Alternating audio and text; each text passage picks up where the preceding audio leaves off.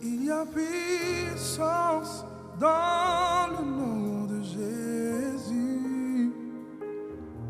Il y a puissance dans le nom de Jésus.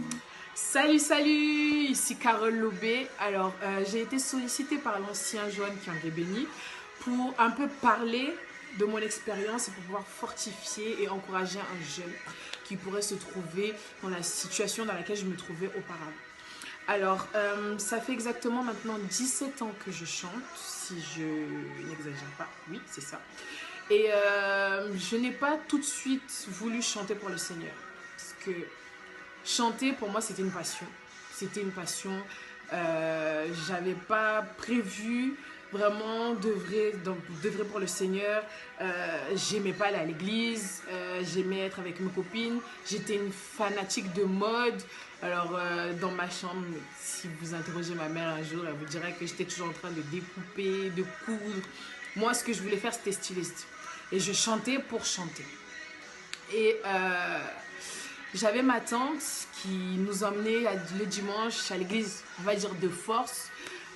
Je sais qu'aujourd'hui, il y a beaucoup de jeunes qui sont dans cette position-là. Ils suivent les parents à l'église. Et je veux te dire que si tu es dans cette position-là, continue de le faire. C'est une bonne chose. Même si tu te dis pour l'instant que oui, qu'est-ce que je fais là, je ne comprends pas, j'aimerais bien être à la maison à regarder Netflix, à regarder des émissions de télé-réalité, à faire ceci, cela. Continue de le faire. Vraiment, continue de le faire parce que il n'y a que le Seigneur qui incline le cœur des rois. S'il a pu incliner le cœur des rois, il pourra incliner ton cœur et il pourra remplir ton cœur de son amour et tu pourras le confesser. Alors, ma tante nous a tiré de force à l'église et au début, c'était pendant la messe, on dormait, ou sinon on s'amusait avec les autres jeunes, mais sans plus. Et puis, il est arrivé un jour où ma grande sœur et ma cousine ont été sollicitées pour faire une chorale dans l'assemblée dans laquelle j'allais avant. Et puis avec mon autre grande sœur, on s'est dit, mais pourquoi pas chanter avec elle. Alors il faut savoir que je viens d'une famille de chanteurs. Alors ma mère chante, mais toutes mes sœurs chantent.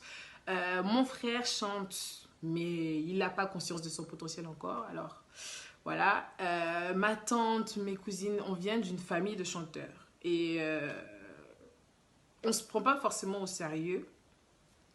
Mais du coup, c'est comme ça qu'on a commencé à chanter.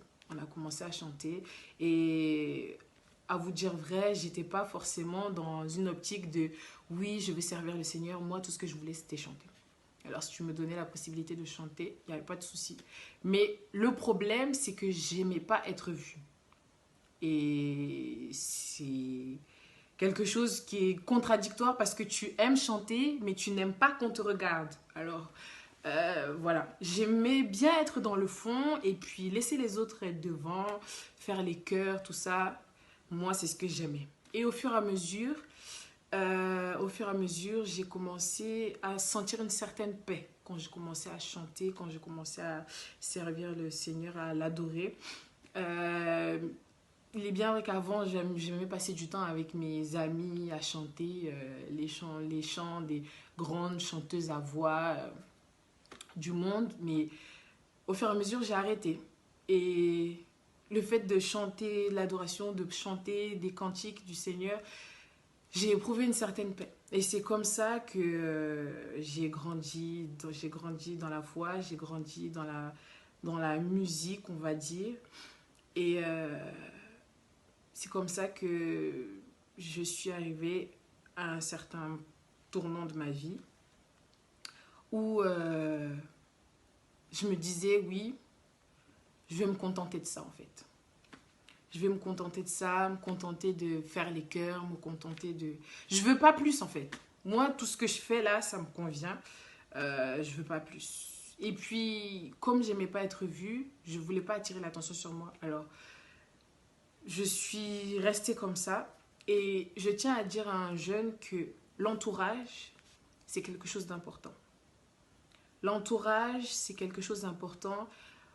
Entoure-toi de personnes qui te boostent, entoure-toi de personnes qui te fortifient, entoure-toi de personnes qui ont des paroles positives à ton égard parce que c'est vraiment quelque chose qui pousse. Et moi, j'ai eu cette grâce-là d'être entourée de personnes qui croyaient plus en moi que moi-même, je croyais en moi. Et à un certain moment, je me suis dit, bon, stop. Et l'histoire de mon album, du coup, c'est mon producteur, justement, qui a dit, bon, c'est bon, ça suffit, Carole. Arrête de rester dans l'ombre. Il est temps que tu sortes un album. Il est temps que tu puisses chanter, mais que ça ne reste pas, en fait, dans notre espace restreint, que ça aille plus loin. Et je lui ai dit, moi je suis pas prête, moi je suis bien où je suis, dans ma zone de confort, j'ai pas envie de qu'on me dérange et tout ça. Et surtout que il y avait cette peur là, cette peur de non, je ne suis pas, pourquoi moi? Pourquoi pas quelqu'un d'autre? J'avais cette peur là. Et c'est pour ça que j'ai ce verset là dans le livre de Jérémie au chapitre 1. Au verset 7. Le Seigneur dit, et l'Éternel dit, ne dis pas, je suis un enfant, car tu iras vers tous ceux auprès de qui je t'enverrai, et tu diras tout ce que je t'ordonnerai.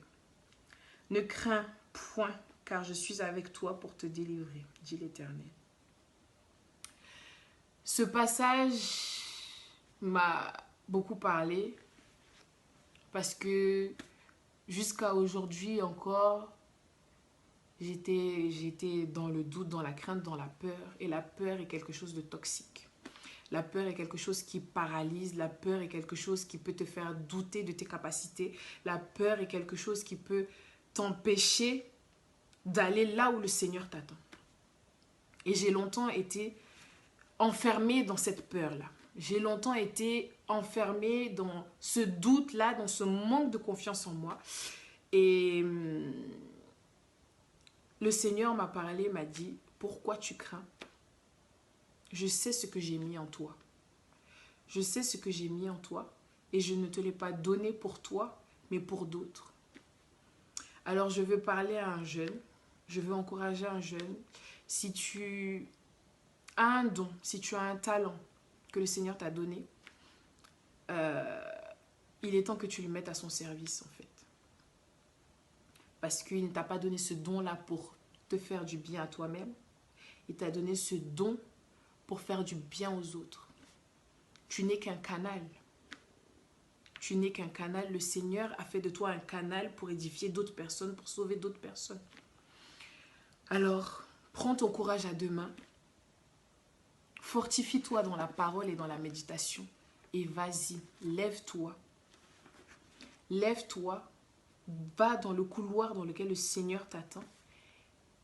Et mets au profit du royaume le don que le Seigneur t'a donné. C'est important.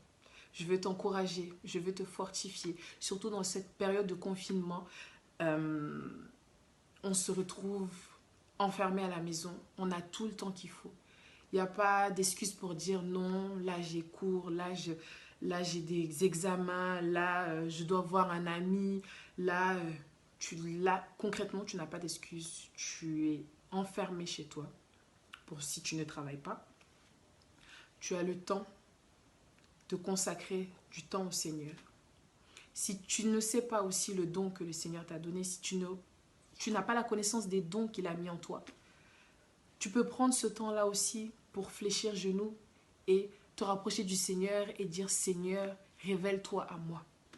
Révèle-toi à moi. Je sais que tu as mis un talent en moi. Je sais que tu as mis un don en moi pour ta gloire, pour l'élévation de ton royaume. Alors, utilise ce temps, mets ce temps à profit. Mets ce temps à profit. Ne dis pas je suis jeune, ne dis pas j'ai le temps, parce que le temps, oui, il est le maître du temps.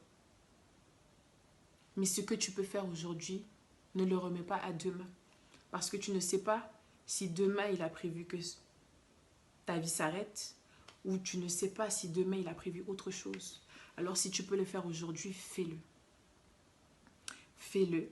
Prends courage. Je sais que c'est difficile. J'en suis la preuve. J'ai mis du temps à me lever.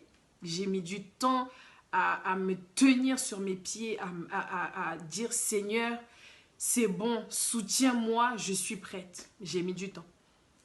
Mais aujourd'hui, je suis là. Si moi, j'ai pu être là, toi, tu peux aussi. Alors, je vais faire cette prière avec toi. Seigneur Jésus, tu m'as façonné depuis le sein de ma mère. Tu connaissais le dessein parfait pour ma vie. Tu connaissais la destinée à laquelle, Éternel Dieu des armées, tu m'avais appelé. Père, je ne sais pas, je ne connais pas, mais l'esprit que tu as mis en moi sait toutes choses, connaît toutes choses. Père, voici le canal que je suis. Utilise-moi pour ta gloire. Utilise les dons et talents que tu as mis en moi pour ta gloire. Si tu peux faire cette prière, fais-la.